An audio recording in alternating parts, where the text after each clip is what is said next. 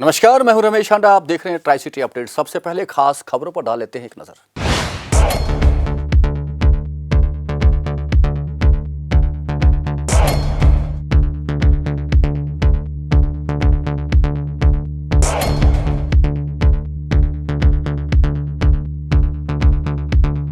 1977 ਵਿੱਚ Chandigarh police join ਕਰਨ ਵਾਲੇ ਹਰਿੰਦਰ ਸਿੰਘ ਸੇਖੋ ਅੱਜ ਕ੍ਰਾਈਮ ਬ੍ਰਾਂਚ ਦੇ ਇੰਸਪੈਕਟਰ ਨੇ ਤੇ ਅੱਜ ਸੇਖੋ ਨੇ ਪੂਰੀ ਦੁਨੀਆ ਦੇ ਵਿੱਚ ਭਾਰਤ ਦਾ ਤਿਰੰਗਾ ਬਾਡੀ ਬਿਲਡਿੰਗ ਵਿੱਚ ਫਹਿਰਾ ਦਿੱਤਾ।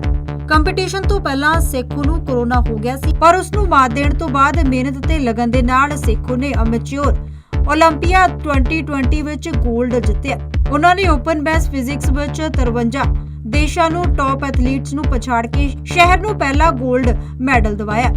ਇਹ ਕੰਪੀਟੀਸ਼ਨ ਅਮਰੀਕਾ ਦੇ ਫਲੋਰੀਡਾ ਵਿੱਚ ਹੋਇਆ ਸੀ ਅਤੇ ਸੇਖੋ ਨੇ ਪਿਛਲੇ ਸਾਲ ਇਸ ਇਵੈਂਟ ਵਿੱਚ ਬ੍ਰਾਊਨਜ਼ ਮੈਡਲ ਜਿੱਤਿਆ ਸੀ। ਸੇਖੋ ਤੇ ਅੱਜ ਚੰਡੀਗੜ੍ਹ ਪੁਲਿਸ ਦੇ ਸੀਨੀਅਰ ਅਧਿਕਾਰੀਆਂ ਦੇ ਨਾਲ ਪ੍ਰਸ਼ਾਸਨ ਅਤੇ ਦੇਸ਼ ਨੂੰ ਮਾਣ ਹੋ ਰਿਹਾ। ਇੰਸਪੈਕਟਰ ਸੇਖੋ ਨੇ ਹੁਣ ਤੱਕ 2 골ਡ ਮੈਡਲ ਵਰਲਡ ਪੁਲਿਸ ਗੇਮਸ ਦੇ ਵਿੱਚ ਵੀ ਹਾਸਲ ਕੀਤੇ ਨੇ ਅਤੇ ਇੱਕ ਜ਼ੇਰਾਈ ਕਲਾਸਿਕ ਇੰਡੀਆ 2015 ਵਿੱਚ ਰਨਰ ਅਪ ਰਹੇ ਨੇ। ਇਸ ਤੋਂ ਇਲਾਵਾ 5 ਵਾਰ ਮਿਸਟਰ ਚੰਡੀਗੜ੍ਹ ਬਣ ਚੁੱਕੇ ਨੇ। जब मुझे कोरोना हुआ था तो सबसे बड़ी ये थी कि विल पावर नहीं छोड़ी मैंने। So I continued with my diet and other schedule at my place only. So within a few days में ख्याल 8-9 डेज में I was negative and I started my practice again at my place. After a few days जब मैं quarantine से बाहर आया तो मैंने अपनी प्रैक्टिस फिर जिम में भी शुरू कर दी थी।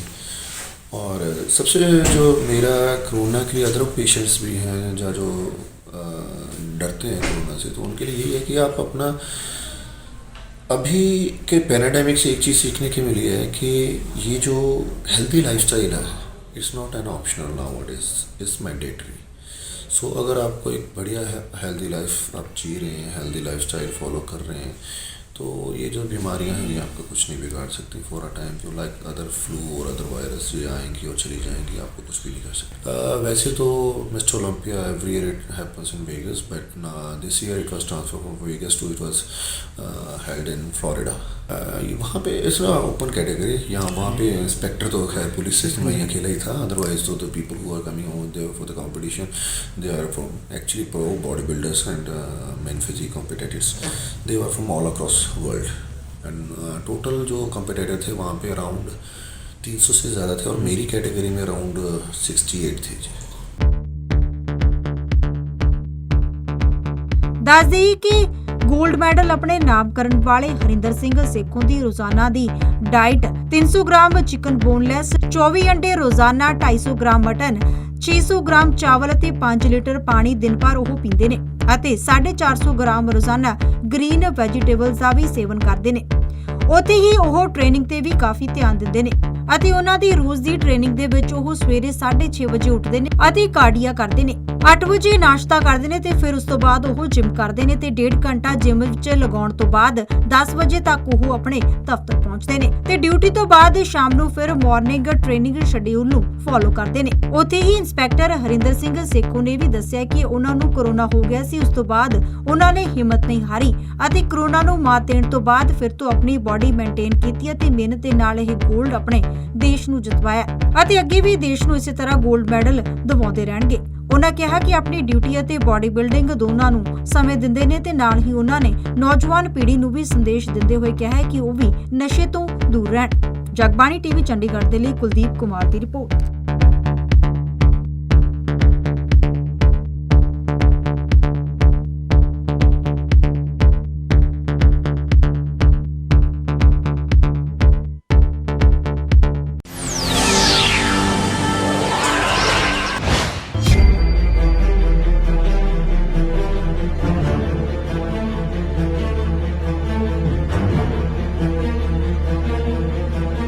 चंडीगढ़ के डड्डू माजरा के रहने वाले 2 युवकों की शुक्रवार रात कार हादसे में दर्दनाक मौत हो गई, जबकि एक युवक को मामूली चोट आई है। दोनों मृतकों की पहचान डड्डू माजरा के रहने वाले 25 साल के योगेंद्र और सेक्टर 38 वेस्ट के रहने वाले नोनी के रूप में हुई है।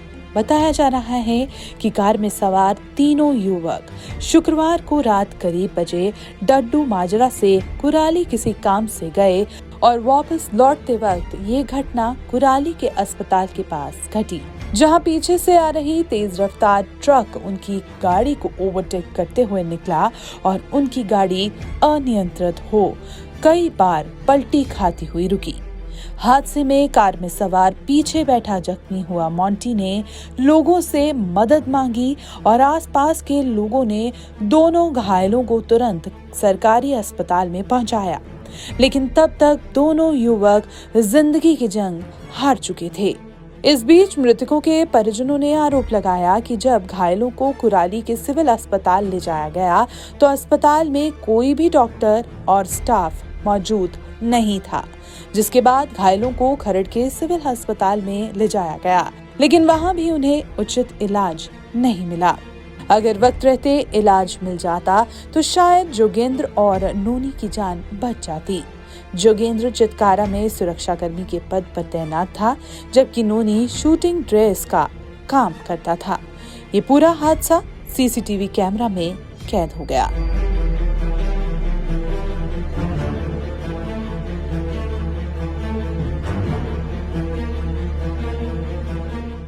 वहीं मौके पर पहुंची पुलिस ने मामले में कार्रवाई करते हुए दोनों शवों को अपने कब्जे में लेकर शनिवार को पोस्टमार्टम करवाकर दोनों शवों को उनके परिजनों को सौंप दिया और मामले की जांच में जुट गई।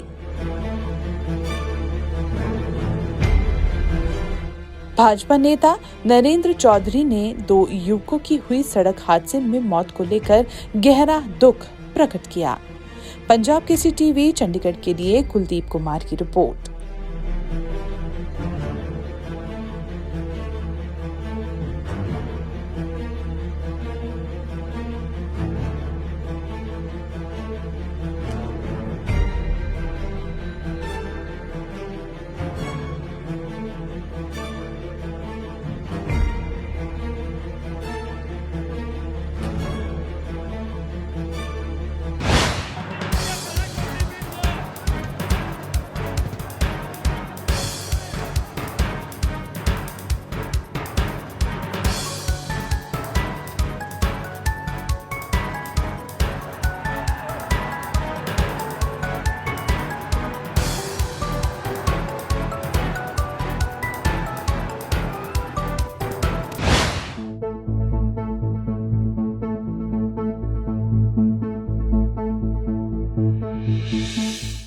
सड़कों पर दौड़ते ओवरलोडेड वाहनों से राहगीर अक्सर दहशत में रहते हैं। ये ओवरलोडेड वाहन खनन माफिया के बढ़ते धंधे की ओर भी साफ इशारा करते हैं। वहीं इस माफिया के फलने फूलने के लिए अक्सर पुलिस और प्रशासन को जिम्मेदार ठहराया जाता है। इसी को लेकर पंचकुला मुबारकपुर टिप्पर यूनियन के सदस्यों ने रायपुर रानी के गांव मानक टबरा के गुरुद्वारा साहिब में बैठक की। बैठक में टिप्पर मालिकों और चालकों ने बताया कि हम सभी अंडरलोड टिप्परों को सड़क पर चलाते हैं, लेकिन यमुनानगर और नारायणगढ़ की ओर से आने वाली सभी गाड़ियां ओवरलोड होकर चलती हैं, जिसका खामियाजा उन्हें भुगतना पड़ता है। ठेकेदारों को कह दे सभी अंडरलोड ओवरलोड माल ही ना भरे, चाहे वो गाड़ी किसी की भी है। एक बात आप सोच भी सकते हो कि एक गाड़ी जिसने 2-4 लाख रुपए की गाड़ी लेके आया है वो क्या सिस्टम चला सकता है, वो क्या ओवरलोड चला सकता है। ये सारी मिली भगत ऊपर से नीचे तक चली हुई है ठेकेदारों के साथ सरकार की। जब तक वो सही नहीं करेंगे एक गाड़ी वाला कैसे सही कर सकता है। उसको तो बेचारे को एक छोटा सा किराया चाहिए, उसको वो भी नहीं मिला। गाड़ी वाला कैसे ठीक कर सकता है। जब तक प्रशासन इसकी सही कार्रवाई नहीं करेगा, जब तक ठेकेदारों के ऊपर कार्रवाई नहीं होगी, तब तक सिस्टम सही नहीं होगा। ये सब भी कुछ मिली भगत चल रही है इनकी आपस में। और ट्रांसपोर्टर क्या करे इसमें, फंस हम रहे हैं। अभी गाड़ी को पकड़ लेते हैं कि कहते हैं 4 लाख रुपए जुर्माना करेंगे। गाड़ियां नदी से भर के आ रही हैं, क्या उन प्रशासन को नहीं दिख रहा गाड़ियां नदी से भर के आ रही हैं? वो तो नहीं देखते। आप रोड पे आके गाड़ी को पकड़ लिया, कोई कार्रवाई नहीं भी कहाँ से लेके आया, तो नदी से क्यों भरी भाई नदी वाले ने। हालांकि प्रशासन को कई बार ओवरलोड गाड़ियों के खिलाफ लिखित में शिकायत दी गई है, लेकिन किसी अधिकारी के कान पर जूं तक नहीं रेंगती। उन्होंने कहा कि सरकार ने अवैध खनन और ओवरलोडिंग रोकने के लिए जो एनजीटी की टीम गठित की है उनकी भी यूनिफॉर्म होनी चाहिए। उन्होंने बताया कि रायपुर रानी, रत्तेवाली, रामगढ़, श्याम 2 नाका लगाकर ओवरलोड चल रहे टिप्परों पर अंकुश लगाया जाए। अगर प्रशासन ऐसा करता है तो हम प्रशासन के साथ हैं, नहीं तो आने वाले समय में हम खुद रोड पर उतरेंगे और जिन लोगों की मिलीभगत से ओवरलोड चल रहा है उनकी पोल खोलने का काम करेंगे। ठेकेदार को कार्रवाई क्यों नहीं करते आप? ठेकेदार के ऊपर कार्रवाई तो हमारी प्रशासन से यही गुजारिश है कि ये मिलीभगत छोड़ के हमारे बारे में सोचा जाए और नदियों में बिल्कुल ओवरलोड बंद किया जाए। हमने 3/12 को शिकायत दी और कौन सी डेट को दी थी? कोई कार्रवाई नहीं हुई। और हम सरकार से गुजारिश करते हैं ना हमें कोई ऐसा कार्रवाई करनी पड़े भी हमें रोडों पे आना पड़े, हमें धरने प्रदर्शन करने पड़े, हमें जाम लगाया जाए। कृपया हमारी सपोर्ट करे प्रशासन, यही उम्मीद करते थे हम अंडरलोड चल रहे हैं। हम जब सभी अंडरलोड सख्ती से रूप में लागू करेंगे तो ही हमारा कुछ बच सकता है, नहीं हम एक तरह से बर्बादी के कगार पे आ चुके हैं। सड़कों पर सरपट दौड़ते ओवरलोडेड वाहन सैकड़ों लोगों को अपना शिकार बना रहे हैं। आए दिन इन ओवरलोडेड वाहनों की चपेट में आकर कोई न कोई अपनी जिंदगी से हाथ धो बैठता है। लेकिन बड़ा सवाल ये है कि आखिर इतने घरों के चिराग बुझने के बाद भी खनन माफिया और ओवरलोडिंग का ये धंधा फल फूल कैसे रहा है? क्या सच में इसमें प्रशासन की मिलीभगत है? पंजाब केसरी टीवी चंडीगढ़ के लिए ब्यूरो रिपोर्ट।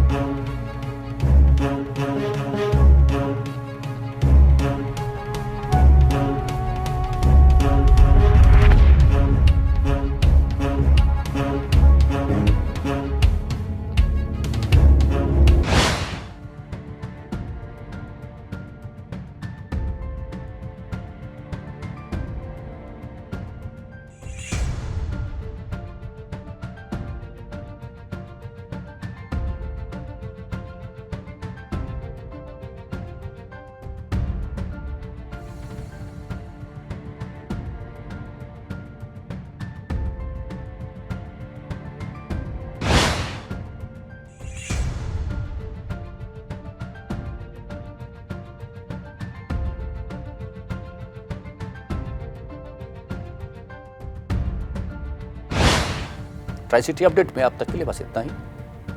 कुछ और खबरें और जानकारियों के साथ फिर हाजिर होंगे। तब तक के लिए रमेश आंडा को पूरी ट्राई सिटी टीम के साथ दीजिए इजाजत। नमस्कार।